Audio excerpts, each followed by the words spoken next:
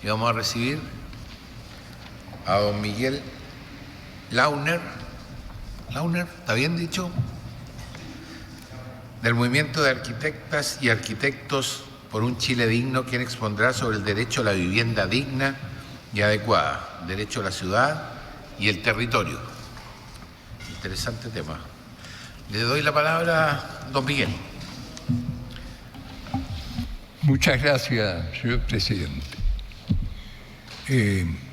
Nosotros hemos venido 3 arquitectos en representación de esta organización que agrupa aproximadamente 220 colegas, no solo chilenos, sino también algunos en el extranjero. Y hemos tenido una actividad relativamente importante hace ya 3 años y sobre todo fuimos muy activos en el proceso constitucional anterior. Me acompaña el arquitecto Cristian Castillo, que es uno de quienes ha estado más involucrado en proyectos de vivienda social en estos últimos tiempos. Él es autor del proyecto llamado Ucamau en San Eugenio, una propiedad cooperativa, que es uno de los ejemplos de vivienda social más destacados que hemos hecho en Chile y en los últimos tiempos. Y actualmente está involucrado en otros proyectos similares. También está conmigo Mario Neira, arquitecto, quien es vicepresidente del Colegio de Arquitectos actualmente y asesor de organizaciones de pobladores en Peñalolén y en Lo Barnechea.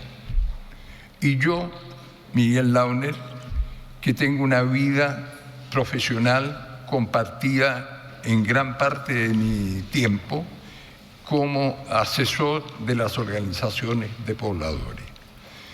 Muchas de las organizaciones de pobladores que lucharon por el derecho a tener un lugar digno donde vivir en el siglo pasado fueron asesoradas por nuestra oficina profesional.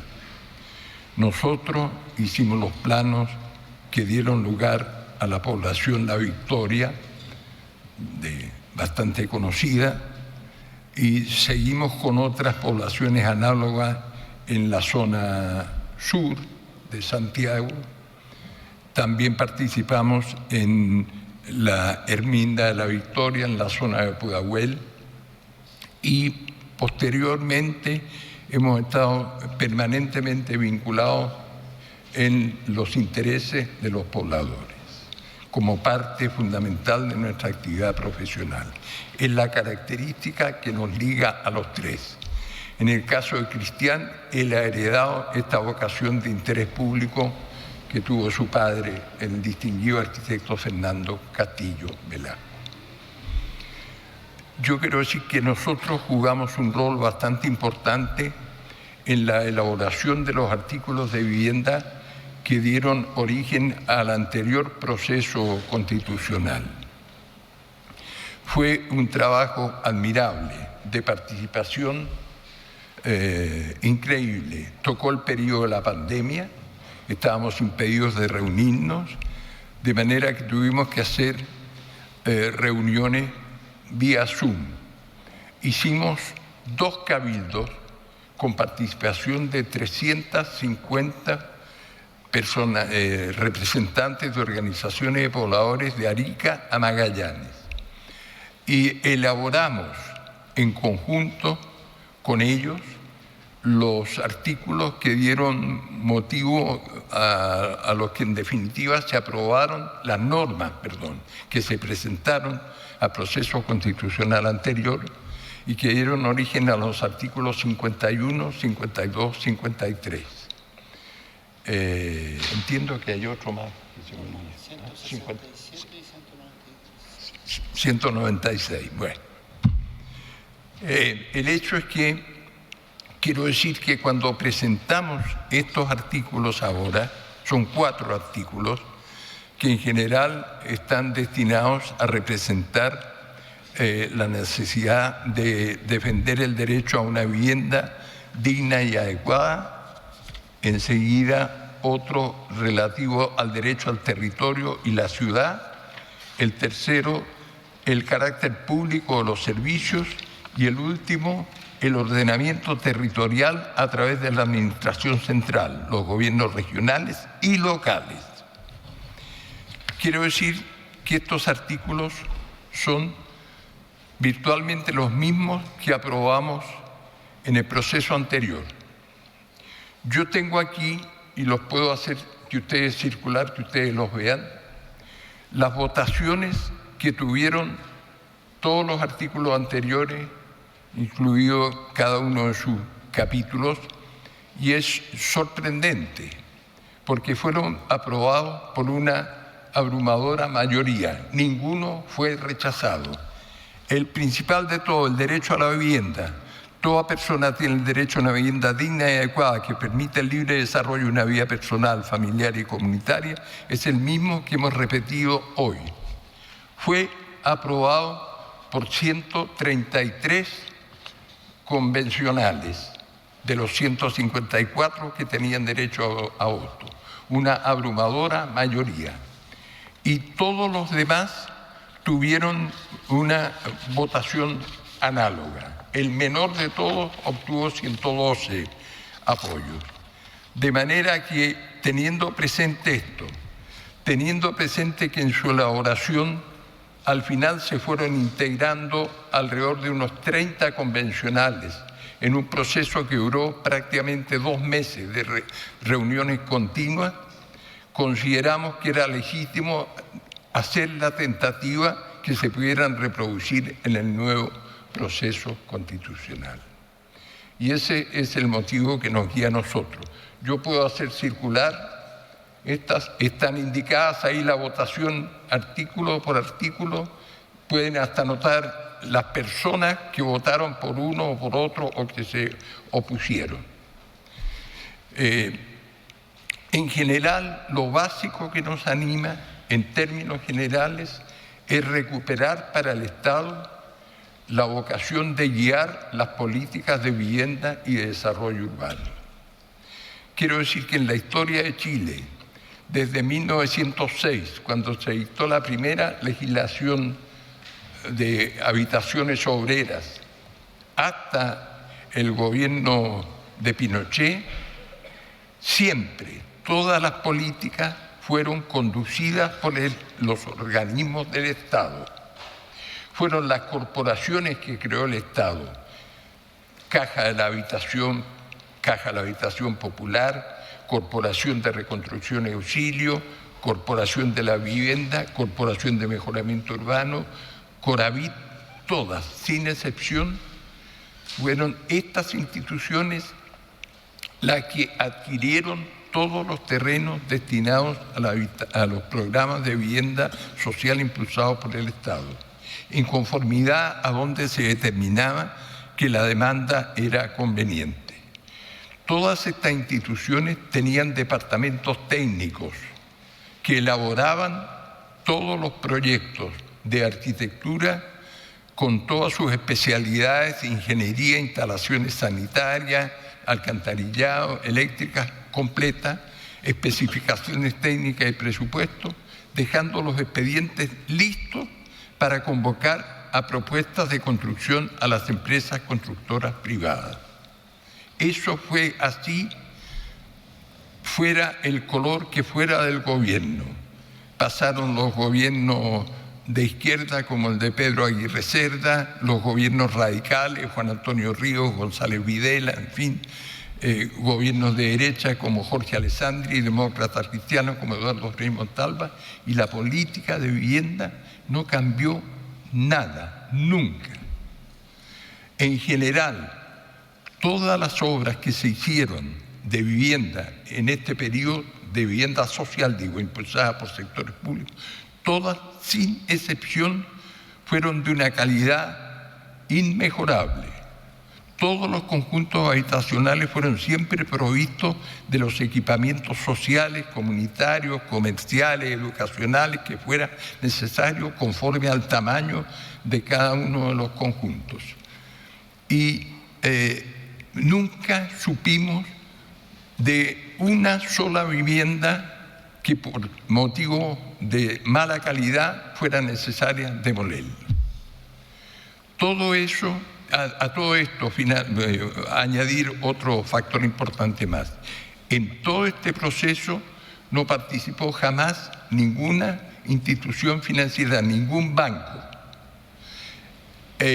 A esta política impulsada por el Estado se añadió, a partir del gobierno de Jorge Alessandri, que creó el Sistema Nacional de Ahorro y Préstamo, que fue otro instrumento extraordinariamente eficiente. Esto fue creado en 1959, si mal no recuerdo, y bueno, desgraciadamente el gobierno militar lo acabó, y como acabó con todos los departamentos técnicos poco después de 1973. El sistema de ahorro y préstamo fue un sistema excepcional para ofrecer vivienda preferentemente a los sectores medios, por vía de las llamadas asociaciones de ahorro y préstamo, que eran instituciones sin fines de lucro. Las personas podían adquirir un terreno y estas instituciones les otorgaban un préstamo que se iba otorgando por estados de pago según el avance de las obras. No recuerdo jamás que haya habido algún conflicto de esta naturaleza. Nunca recuerdo a alguien que fue depositario de un préstamo de las asociaciones de ahorro y préstamo, al igual que el Estado, que hubiera estado ahorcado por los compromisos adquiridos por este sentido. Eso cambió totalmente.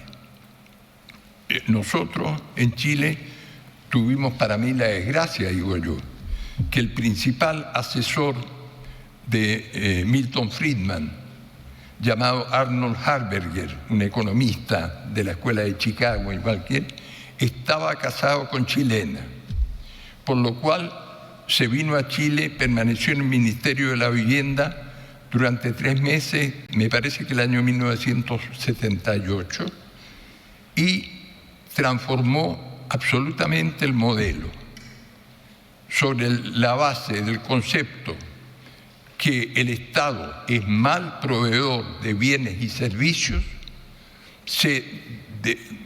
Todos estos departamentos magníficos que habían creado obras ejemplares, varios de ellos monumentos nacionales, declaradas monumentos nacionales, como la Villa Frey o la Villa Olímpica, todos estos departamentos fueron desmantelados totalmente.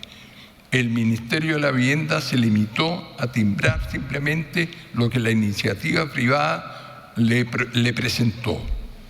Y eso significó, de ahí en adelante, desgraciadamente prácticamente hasta nuestros días, que se ha generado un parque habitacional como nunca hubo en la historia de Chile, de vivienda social o pública, altamente vulnerable o vulnerable.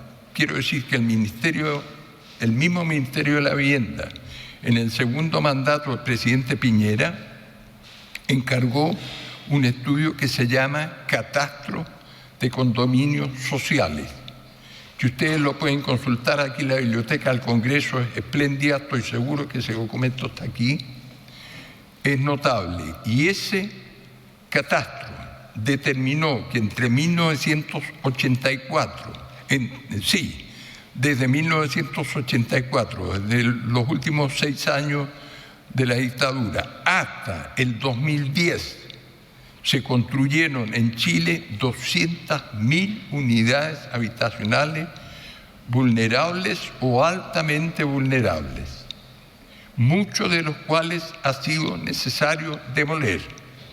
En Bajos de Mena ha sido necesario demoler en la población Francisco Coloane prácticamente todos los bloques de vivienda. ¿Para qué decir el caso que todo fue de público conocimiento de las casas Copeva, que no resistieron el primer aguacero a pesar de que hubo tentativas de estucarlas, etcétera. Al final, 2.000 departamentos fue necesario demoler. Nunca antes en la historia de Chile, antes de este cambio sustancial que acabó con el rol conductor del Estado, fue necesario demoler una sola vivienda. Y eso nos está penando hasta ahora. Parte del enorme déficit que tenemos hasta ahora es que el Estado malgastó, por vía de esta mala calidad de la construcción, una cantidad enorme de millones de pesos.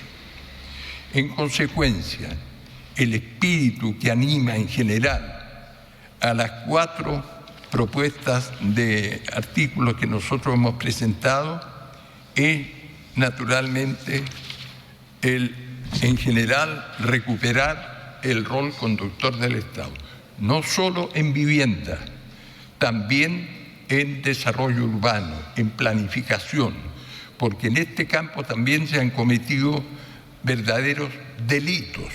Lo que ha ocurrido en Estación Central es un verdadero, con los guetos verticales, un verdadero delito.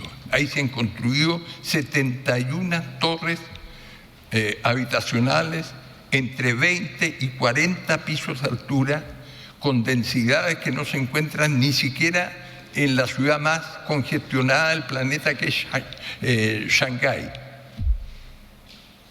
y arruinando para siempre una comuna como es la comuna de Estación Central. En consecuencia, no solo se trata de lograr incorporar en la Constitución los artículos que aseguren la calidad de una buena vivienda, sino que también, sobre todo, recuperar la capacidad de la planificación física, que evite estos conflictos. Por eso hemos presentado, leo simplemente los títulos y estamos llanos a aceptar las consultas que ustedes quieran hacer. La iniciativa que lleva el número 803, que establece el derecho a una vivienda digna y adecuada que permita el libre desarrollo de una vida personal, familiar y comunitaria. Vivienda digna que contemple los atributos para asegurar su goce universal y oportuno. El texto propuesto, voy a leer nada más que sus 2 primeros acápites, que son los fundamentales. La primera es que toda persona tiene el derecho a una vivienda digna y adecuada que permita el libre desarrollo de una vida personal, familiar y comunitaria. Pero el segundo, que es importante por lo que voy a decir después, el Estado tomará las medidas necesarias para asegurar su goce universal y oportuno, contemplando a lo menos la habitabilidad, el espacio y equipamiento suficientes, doméstico y comunitario, para la producción y reproducción de la vida, la disponibilidad de servicios, la asequibilidad, la accesibilidad, la ubicación apropiada, la seguridad de la tenencia, ojo con esto que lo voy a aclarar, y la pertinencia cultural de las viviendas conforme a la ley. Don Miguel. ¿Por qué digo